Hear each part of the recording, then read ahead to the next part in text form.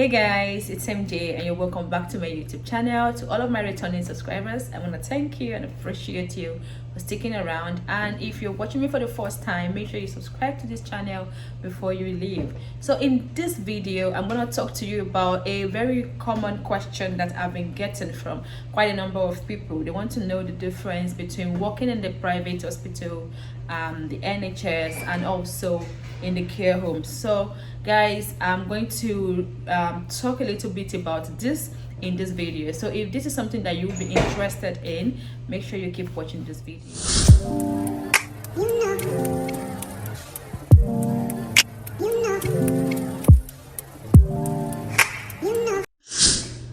So I'm currently on a night shift just on my break, and I thought let me just quickly make this video because it's gonna be really quick and short. So I'm gonna talk to you guys about working, how it is working in the NHS, nursing home or care home, and also in the private sector. What's the difference between these three sectors: the care home, the nursing home, the care home, private hospitals, and the NHS? What's the difference between these three? So first of all, let me talk about the NHS sector, which is where I work. So in the NHS, it is the government funding the NHS. Okay, so because of this, because the government is the one funding it, yeah, you get access to a lot of opportunities, okay, and a lot of benefits. And you know the thing with working with public, so NHS is like public hospital. You know the thing with working with a public hospital, you get a lot of annual leave, sick leaves, trainings, fundings, a whole lot of other things. Of course, it's got its advantages and it's got its disadvantages, which you have to put up with. But really, working with the NHS for me is a really good one, because when it comes to funding, yeah, that I can say they really get right. Maybe not 100%, but I'll say they really still get it right. So when I'm talking about funding, I'm talking about, the care of the patients. We have a lot of services that the NHS offers, yeah. And also when it comes to the staff, maybe you want to take a training, maybe you want to further your education, you want to take a special training. Maybe sometimes in my department we are short staff. Yeah, in my department we're short staff. Maybe in a sector, for instance, the operating department practitioners, the ODP, who are like the anesthetic nurses, right? We are really short of them sometimes. And so what does the hospital do? The hospital decides to put funding into this and sponsor some of the staff who are interested to take the course. Okay, full-time sponsorship. So when it comes with the NHS, these are the kind of benefits that you tend to benefit from. Okay, so in the aspect of funding, I'll give it to the NHS. So if you're considering which one should I go for between NHS, private, or care homes, I think it's really a personal decision, because I have not exactly worked in these other sectors. Now, what I've noticed with private sector from my own experiences, I used to work back to back as an agency nurse before. Okay, before I relocated to London and started my new role. And starting my new role has been kind of challenging and stressful. Yeah, that I have hardly had time to leave the hospital and go and work elsewhere. But I'm planning to pick that up very soon, because of course I need money.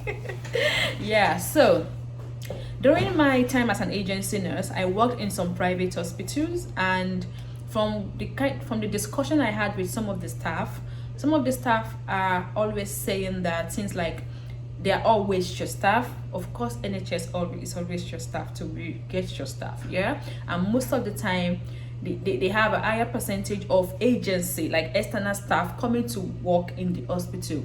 And because of this, it leaves room for a lot of pressure on the staff, of the main staff, and it leaves room for a lot of errors also.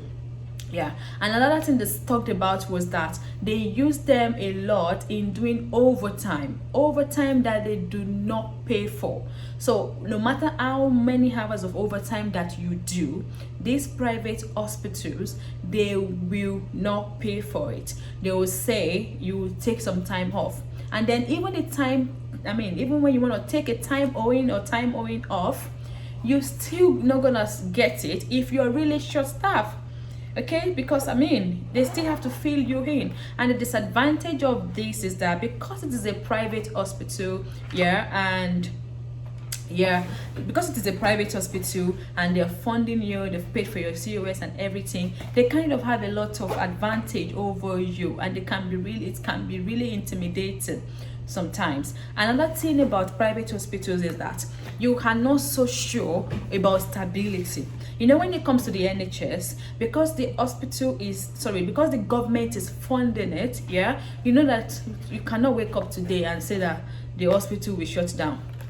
Like, there is stability, there is job security. But when it comes to private hospitals, there's really no stability in some of them, and the job security might not be there, because the sector can decide tomorrow that they want to close up this particular sector. They want to close this up, they want to open another branch, and then you start all over again, or you have to relocate by force. Okay, so from their experience, or the staff experience, I think I met one of the staff during one of my shifts. She left the NHS to private, and she said it's one of the worst decisions of her life, according to her. Okay, she said it was one of the worst decisions. And at that time I was also planning to leave the NHS and go to private sector, because of course they pay more. So when it comes to pay, private hospitals pay more. That is one thing. Another issue I think I have with private hospital that I have noticed from information from the staff and information from, and what I have seen myself from my own experience, is leadership issue.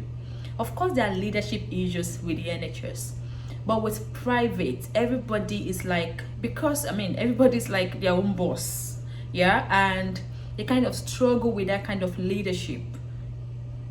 I don't know how to really put that one to you guys, but from my own experience, I think they have a lot of leadership issues with the private sector. So it's really up to you. One thing I also noticed with nurses coming from my country, Nigeria, Africa, trying to get into the private sector, is that the contracts are kind of weird. One of the nurses I had dealings with the other time said that they told her in a contract that she cannot take any other job with this job whatsoever. And I'm like, why? You have 20 hours free that you should be able to do whatever you want to do with. So I really don't understand that. So with private sector, when you're signing contract with private sector, be really, really careful, be really clear about everything they want you to do. Be very clear about it. If there's anything that's not clear to you, of course, with either private hospital, NHS, or nursing home, really, really read your contract very well. And now when it comes to care homes, with care homes, I have had a lot of horrible experiences. And one thing that care home has in common with private, for nurses who are coming from Nigeria, I think, is the issue with support during OSCE. I think that's one thing they have in common.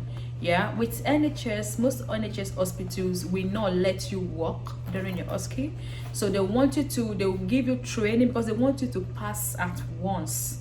Okay, so they will give you training and support, and during that period you will not be working. You will most likely be going for your training. And even if you will be working, some of them is just the days that you're not on training, then you might go to work. Okay, but they kind of really give you that support and the training.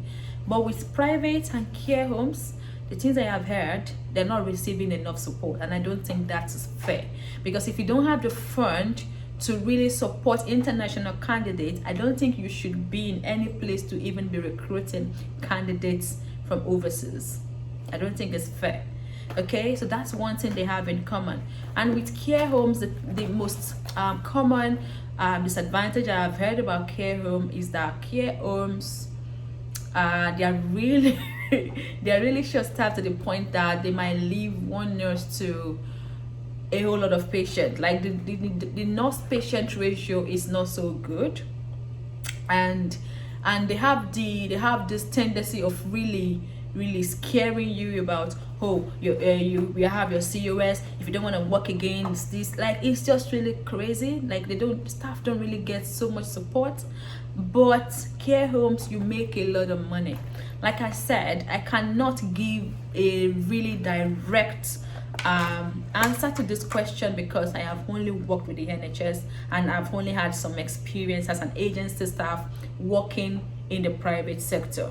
Okay, but I hope that this video at least gives you a little bit of clarity to it. And with care homes, yeah, they are also like private sectors. They are usually privately funded, and so they might have issues with, you know, a lot of things.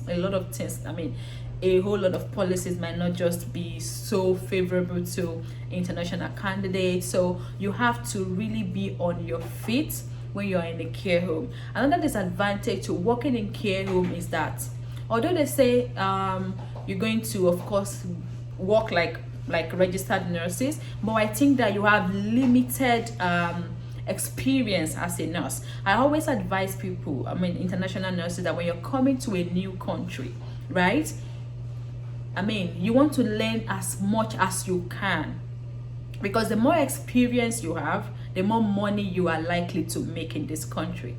Okay, so I always advise people to come with NHS, because with NHS you'll be exposed to a whole lot of things, a whole lot of departments. You have the chance to, you know, see what's happening in the emergency department, see what you have options. You can decide to go to the theater, different units in the hospital, but in the care home you are restricted. Okay, you are restricted. Your experience is limited. So I hope that you found this video helpful and useful. I usually share new videos every Sunday at 1 p.m. so make sure you subscribe to this channel and have my notification turned on. You can also follow me on Instagram. I share some reels of quick information on it, so you can always check that out. I'll see you guys next time. Bye. Cheers.